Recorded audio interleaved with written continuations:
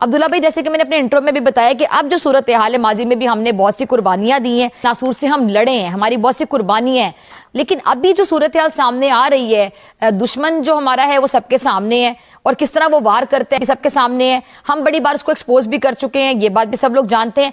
अब ये जो सूरत हाल की लहर उठ रही है, बढ़ रही है, ये मजीद पेचीदा होती दिखाई देती है आपको, पेचीदा होती, और इस सूरत हाल में फिर हमें क्या करना है? एयर स्ट्रिप पर प्रधानमंत्री का विमान उतरा है और जब विमान ने लैंड किया तब की ये तस्वीरें आप देखिए। मोरान एयर स्ट्रिप पर आज लैंडिंग, ये लैंडिंग अपने आप में खास है। फाइनली नरेंद्र मोदी ने कर दिया। हाँ।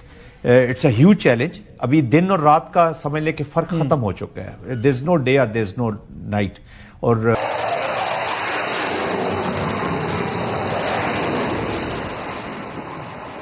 सोचो तो सही तो हाँ। अभी ये क्यों किया? वी शुड बी, हमें सोचना चाहिए ये सारी चीजें। रनवे जो कि 4.2 किलोमीटर का है उस पर ये विमान लैंड करता आपको दिखाई दे रहा है। C-130J विमान जो मोरान एयर स्ट्रिप पर उतरा है प्रधानमंत्री को लेकर, उसकी तस्वीरें हम आपको दिखा रहे हैं। भारतीय मतलब एक strategic, operational and tactical at all levels it has a structured system. और इंडिया ऑफ कोर्स उसको फंडिंग भी करता है, प्लानिंग भी करता है, स्ट्रेटेजाइज भी करता है। एंड आई ऑलवेज थॉट ये होगा। तो ये छोटी बात नहीं है, there is a big stakes. अंदाजा लगाओ, हमारा औकात देखो। फिर उन्होंने ये रातों रात नहीं हुआ, या नीम खांदा से उठ के शुरू हो जाते हैं जन जी। वो कल दी गल है, तो दादे परदादे उन्होंने जहाज देखा भी नहीं सी। खासकर चीन के लिए देखिए, चीन की सीमा से महज 240 किलोमीटर दूर ये एयर स्ट्रिप जहां पर प्रधानमंत्री ने लैंड किया है, मोरन हाईवे। तो हमें भी अपने सोल्जर को वैसा ही इक्विप करना है, और खासतौर पे फर्स्ट ईयर को। नीरज आप कमेंट्री जारी रखिएगा। गर्जना जो है वो सुनाते हैं अपने दर्शकों को किस तरह से भारतीय वायुसेना के लड़ाकू विमान गरज रहे हैं।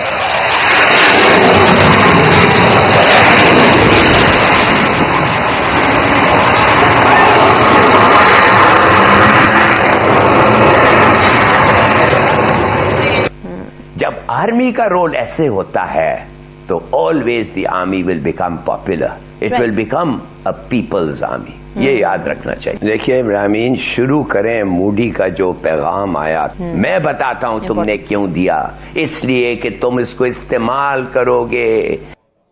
यहां से चाइना की दूरी अगर देखा जाए तो बहुत ही कम है, और ऐसे में ये जो एयर स्ट्रिप है ये रणनीतिक लिहाज से भी काफी महत्वपूर्ण है। लेकिन प्रधानमंत्री की ये लैंडिंग अपने अपने खास है। हिस्सा प्लेन की C-130J विमान जो कि उतरा है, और इस रनवे पर उतरते समय जो तस्वीरें, खूबसूरत तस्वीरें आप देखिए, ये कैद हुई हैं लैंडिंग की।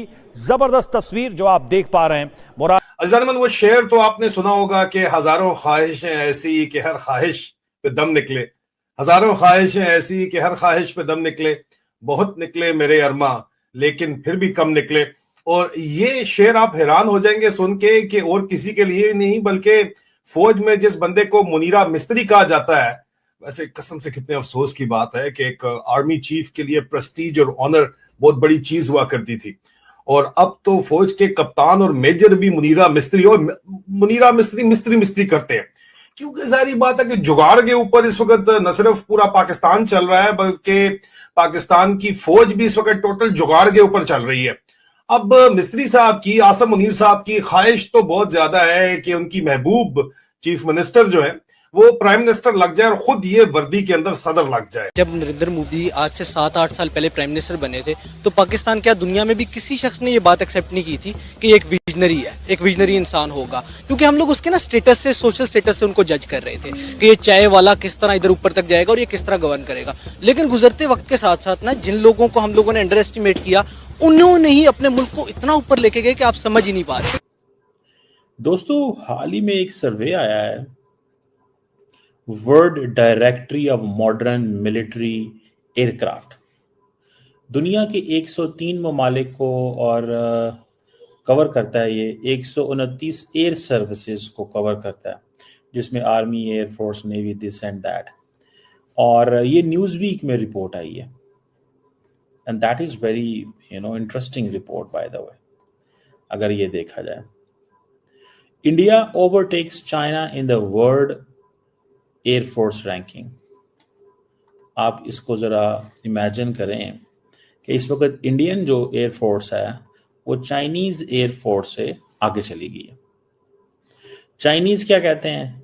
चाइनीज कहते हैं कि भाई ये कैसे मुमकिन हो सकता है। अब डिस्कशन शुरू हो गई हैं। इंडियन मीडिया ने भी इसके ऊपर बड़ी बात की है कि जितनी भी मिलिट्रीज हैं, जिसमें चाइनीज जो एक्सपर्ट हैं, वो कह रहे हैं कि रियल कैपेबिलिटीज एस्टैब्लिश करें, जो पेपर के ऊपर चीजें हैं वो नहीं। सो वो कह रहे हैं there is a miscalculation, और इससे हाइप क्रिएट हुई है। ये जो न्यूज वीक में रिपोर्ट आई है, इंडिया चाइना से आगे निकल गया as a third most powerful air force in the world. America जो है वो डोमिनेट करता है, उसके बाद रशिया, और इंडिया जो है ये एशिया की सबसे बड़ा एक एज ए स्ट्रेटेजिक बैलेंस तौर पे इमर्ज किया। और अमेरिका फर्स्ट आया है, जो यूएस एयरफोर्स है, यूएस नेवी जो है, US army and US marines, ठीक है जी, उनको जो उन्होंने रैंकिंग शैंकिंग दी है। अब इंडिया की जो भारतीय जनता पार्टी है, ruling party Bharatiya Janata party, उसने इसको सेलिब्रेट किया कि ये हमारी इंडियन एयरफोर्स के लिए थर्ड मोस्ट पावरफुल एयरफोर्स होना बड़ी बात है। 1716 एयरक्राफ्ट हैं, 1716 एयरक्राफ्ट। दोस्तों, आज असम की धरती पर एक ऐसी ऐतिहासिक पहल देखने को मिली जिसने देश की रणनीतिक ताकत को एक नया आयाम दे दिया है, जहां एक आधुनिक आपातकालीन एयर स्ट्रिप सह हाईवे कॉरिडोर का उद्घाटन किया गया और इस अवसर पर स्वयं नरेंद्र मोदी मौजूद रहे।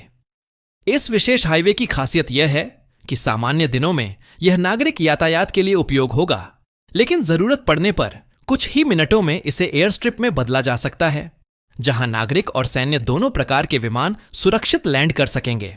इस परियोजना का महत्व इसलिए और बढ़ जाता है क्योंकि असम का यह इलाका सामरिक दृष्टि से बेहद संवेदनशील है, जो अंतरराष्ट्रीय सीमाओं के निकट स्थित है।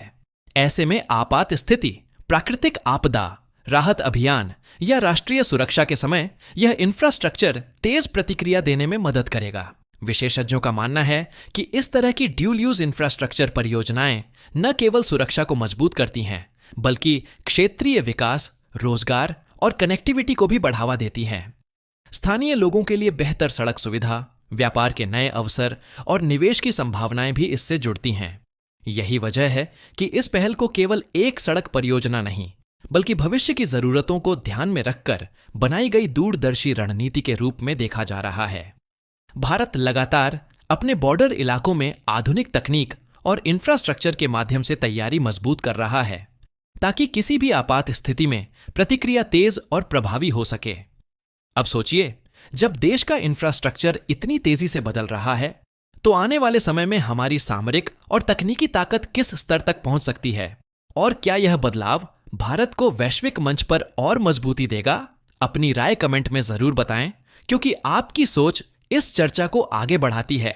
ऐसे ही तथ्यपूर्ण और विश्लेषण आधारित वीडियो देखने के लिए चैनल को लाइक, शेयर और सब्सक्राइब करना न भूलें।